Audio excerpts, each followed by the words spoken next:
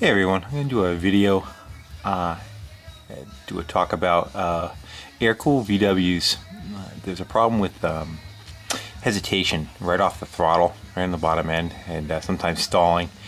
And a common problem on them is the heat risers, which is part of the intake manifold.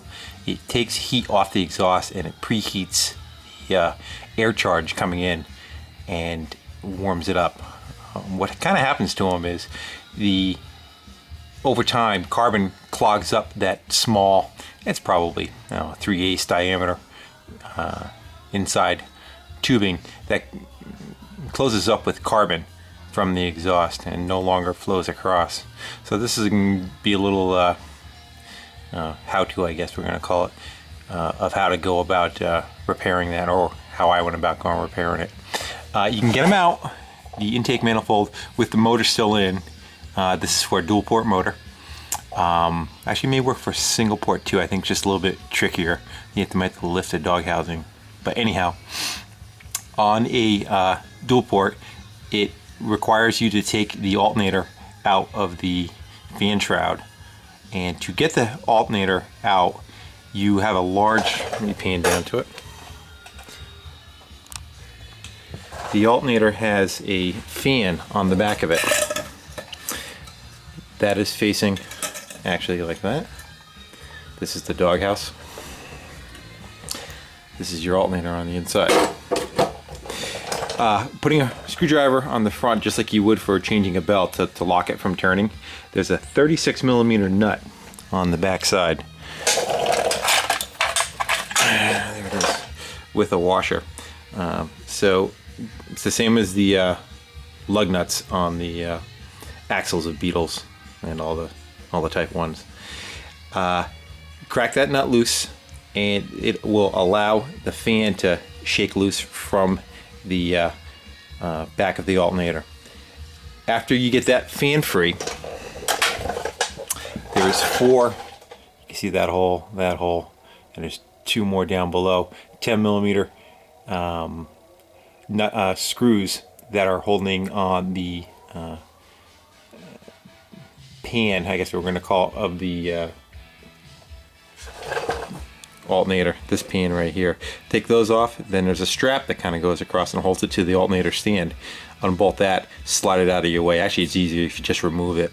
Once you get that removed, you can wiggle the whole structure forward a little bit and get the fan free from it. The fan has to stay inside the housing.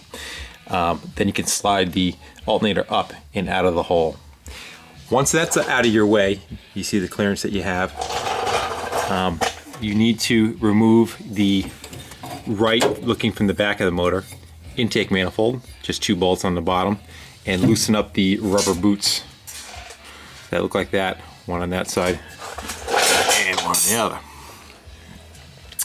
The alternator stand, the alternator and oil fill stand is the next thing removed, which is 4 bolts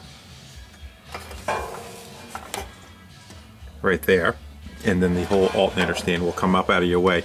Once those pieces are out of your way, you'll have enough room to physically get the intake manifold up and out on an angle, and you can actually leave the other side on. That manifold does not need to come up. All right, now that the manifold is out,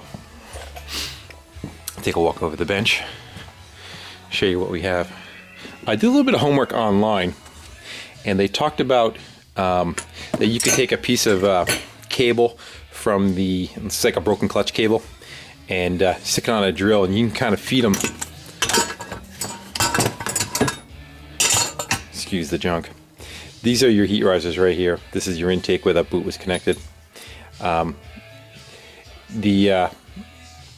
website kind of said that you can kind of feed them with a drill and try clearing it through and running it through one direction and running it through the other direction. Well, I tried that. It made it to about right here and right there. I ran that thing. I probably charged about 4 batteries back and forth. Put seafoam in there to try to help break up the bits of the carbon. Forget it. I would be there for years. So what I ended up doing was having to cut into it.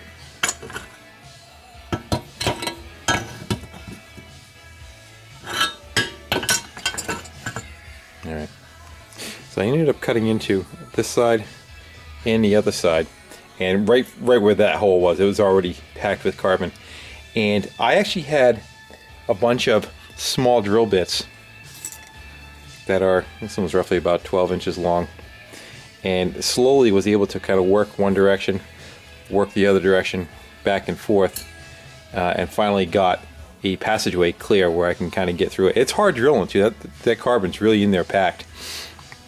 And then after that, I actually went up with a larger size drill bit. It's laying around somewhere, but I believe that one's about 1/4 of an inch, maybe a little bit larger. 5/16, right around there, 3/8 maybe. And worked it back and forth, finally got all the carbon clear. Then I'm taking some 3/4 inch conduit. Out of that, I cut some patches right there and right there. And those pieces, I just kind of whittled down so that they're going to fit right back over them again. I fortunately have a TIG welder, so I'll be able to TIG weld that around. You could probably use a MIG welder if you don't have that. You could probably take a brazing rod and braze around there. Solder, I don't know if solder is going to withstand the amount of heat that this gets. I don't think it gets that hot, but I just don't know. So that's the other process that you do have. So that's what's going to get this one back together again and allow it to have free-flowing air coming through here, hot air, heating up this whole body right here. And this is where your carb is and your charge is coming down, and it heats this whole area up so that the fuel isn't puddling right here. That kind of is what the issue is. You're sitting at an idle, you go to take off, there's just a bunch of raw fuel sitting here. It's not atomized, and then it just falls flat on its face, and usually runs good on the high end but not on the bottom end. So that's what's gonna hopefully cure this one. On top of that, while you're doing it, you want to inspect the rubber boots that seal that. If you look at this one, it wasn't leaking when I went to go spray it, but if you can see, that thing is just gone. Someone filled it with, it looks like silicone or some kind of schnot. But this is, I'm not putting this back on. You go through the trouble of taking all the stuff apart and repairing it, you're going to want to put new ones of these on, so we're going to have to order those. So hopefully after all this is said and done, we went with a original distributor. It had a 009 with a no vacuum advance, and I'm not all that crazy about them because when you boot it, you kind of want that instant vacuum to kind of advance and help with that flat spot also. So that was the first thing we attempted, and afterwards it was better, but still didn't cure the problem. So that's when I unbolted the two ends of the intake, kind of tilted it up a little bit. I actually stuck a piece of paper. You see down here, that's the actual flange. I stuck a piece, I was able to lift it up probably about that high. I stuck a piece of paper under this side, a piece of paper under the other side, and shot air across. I wanted to go see if I had any kind of fluttering or anything, and it was just dead blocked. That's how I knew. And obviously when I took it apart, there was a good 10-12 inches of just solid packed carbon. And again, this bus came from California with real hot temperatures. It really doesn't show up then. It shows up in cooler weather. We were in New England, and it's been 15-20 degrees every day I've been working on this. So, well, thanks for watching, and that's what we're putting back together. If you like what you're seeing, please subscribe. Thank you.